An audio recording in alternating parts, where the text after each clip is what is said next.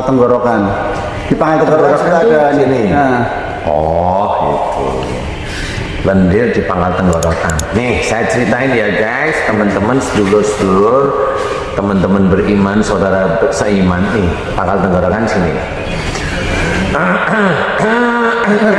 Di sini ya. Nah, kalau di sini ada lendir, ini berarti ini ada penekanan. Pada waktu kita mau teriak, itu di sini. Berarti kalau di sini ada lendir, berarti di daerah sini ada panas. Kalau di daerah sini ada panas, berarti seseorang tersebut memang senengannya, bicaranya, nadanya tinggi dan emosional. Hanya itu aja. Sehingga di sininya panas. Kalau itu dilakukan terus, nggak akan bisa sembuh. Walaupun dia pakai obat anti bakteri atau obat apa itu anti radang, nggak bisa. Ini di sini. Jadi bisanya gimana? Ayo kembali ke jalan Allah. Kalau bicara pelan, tenang, lembut, Pak Hasan. Kayak tempe yang belum digoreng. Jadi lembut aja biasa. Kalau kecuali kalau hal-hal tertentu bolehlah apa namanya nada agak tinggi boleh. Sesuai dengan kebutuhan ya. Sesuai dengan kebutuhan, memanggil mamanya boleh. Tetapi kalau kayak kita ngobrol seperti ini biasa-biasa saja, jangan dengan suami juga nggak usah nadanya tinggi, dengan anak kalau memang lingkungannya dekat nggak usah, dengan orang tua apalagi. Nah ini kita koreksi, apakah Mbak siapa tadi Pak Haji? Mbak Fitri Andriani. Mbak Fitri Andriani usia 26 ini punya suami apa enggak? Kalau memang enggak, biasanya ada kejengkelan dengan maunya mau dikeluarkan bicaranya dengan orang tuanya, tetapi enggak dikeluarkan, tapi ada kejengkelan disimpan. Nah ini beda lagi nih ya, bisa kejengkelan disimpan dan itu panas di daerah sini dan itu akan menjadikan lendir. Dan biasanya adalah doyan cerita. Mohon maaf ya Mbak Fitri ya, nggak apa-apa koreksi aja. Apakah ini juga ada hubungan dengan pertanyaan Mbak Fitri ini sering mengeluarkan dahak ini Ustaz? Sama Ustaz? Sama, insya Allah sama ya Pak Haji ya. Sama, jadi mengeluarkan dahak kan maunya kan begitu ya, lendir maunya dikeluarkan terus. Jadi sunatullahnya itu seperti itu. Kok nggak keluar-keluar? Nah, itu sunatullah ya. Jadi batuk itu sendiri juga ada sesuatu yang mau dikeluarkan melalui tenggorokan sini. Jadi itu secara sunatullah batuk. Umpamanya itu kayak ada dikeluarkan dari paru-paru ini dihentak keluar. Itu sunatullah. Jadi batuk yang kita namakan batuk itu sebenarnya adalah sunatullah. Jadi bukan penyakit. Oke. Ya. Kemudian Mbak Masmulian, perut bagian bawah dingin seperti es. Sering sekali itu. Waduh, bagian bawah itu. Kalau dingin ini, saya tidak tahu persis, tapi biasanya itu amalan. Ya, saya nggak tahu persis nih. Ini hanya pengalaman saja. Itu amalan kali dulu. Ini hanya kali ya, Pak Haji ya. Karena ini kasus ini langka ya. Kali dulu ingin meredam nafsu itu, ingin meredam nafsu, niatnya itu puasa, tapi nafsunya yang diredam. Umpama, ini hanya umpama, saya hanya bilang umpama ya. Akhirnya puasa, nah puasanya itu untuk meredam nafsu. Jadi memang saya nggak menyalahkan. Puasa itu memang meredam nafsu, tapi dikhususkan langsung untuk meredam nafsunya. Biasanya nanti ada sesuatu yang masuk di situ yang dingin, mendinginkan daerah-daerah di situ. Jadi kesannya tidak ada gejolak lah nanti dengan suaminya. Nah itu kebablasan namanya. Doanya gimana untuk hilangin? Ya sebenarnya minta ampun aja. Ya mohon ampun aja. Sebenarnya ini persoalannya semuanya mohon ampun kepada Allah Ta'ala. Ya Allah, jika saya dulu berdoa atau saya dulu berpuasa memang khusus untuk meredam nafsu, jika itu salah niat aja. Aku mohon ampun, mudah-mudahan nanti dinginnya langsung hilang, biasanya langsung hilang. Tapi nanti kalau itu dari doa-doa, ya takut sekali, momennya takut karena ini, saya nggak tahu persis lah, pokoknya intinya takut kalau nafsunya berkembang kuat, sehingga membaca amalan-amalan yang bisa. Tapi kalau biasanya kalau amalan nggak sampai ke dingin seperti itu sih Pak Haji. Tapi yang dingin biasanya puasa ya. Kira-kiranya kurang lebih seperti. Kalau salah saya minta maaf karena saya nggak ketemu sama langsung ya. Oke. Berikutnya Mbak Endang Putri 38 tadi, jempol kaki selalu cantengan. Nah, jempol kaki selalu cantengan. Jempol kaki itu adalah alat utama untuk meraba dalam berjalan. Kalau kita itu berjalan tanpa sandal atau pakai apa namanya, tanpa sandal ya, tanpa alas kaki, itu kan jempol itu alat peraba. Nah itu fungsinya adalah atau alat menentukan arah golek. Nah itu analoginya adalah Mbak Endang ya, betul. Endang.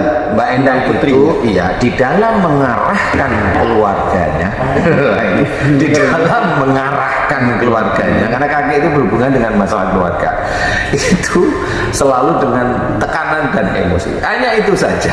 Kalau memang betul tersenyum saja nggak apa-apa, kemudian mohon ampun dirubah.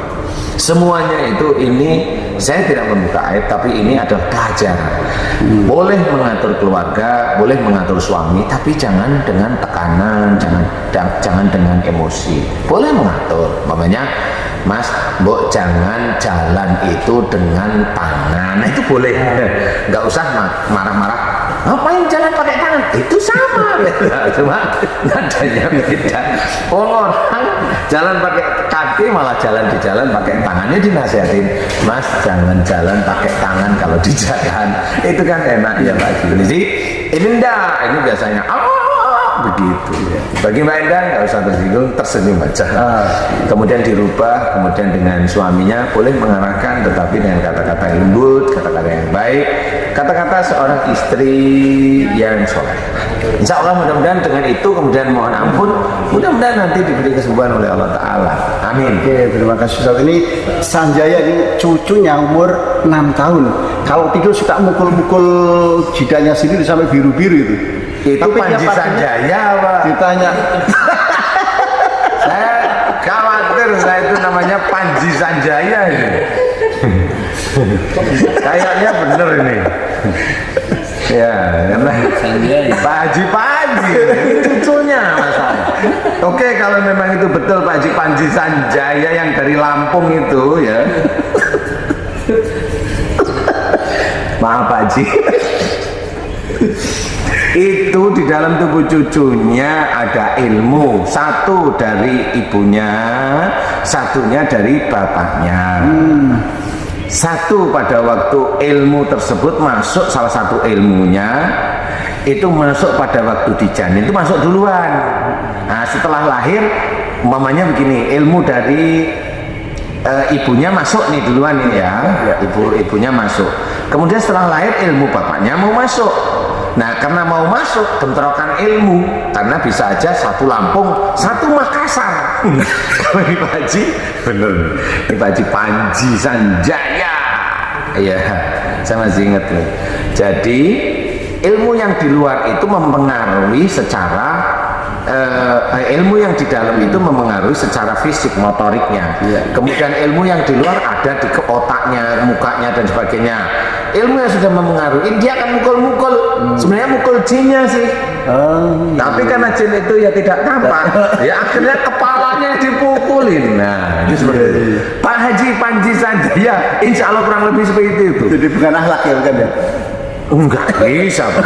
Ini yang disalahin ada siapa? Ya Pak Haji. Pak Haji Panji Sanjaya ini kayaknya teman saya. Itu ilmunya. Makanya kalau saya bilang jangan punya ilmu yang macam-macam. Bener. Sekarang ke arah cucunya. Ikut pusing tak Pak Haji? Pusing sekarang.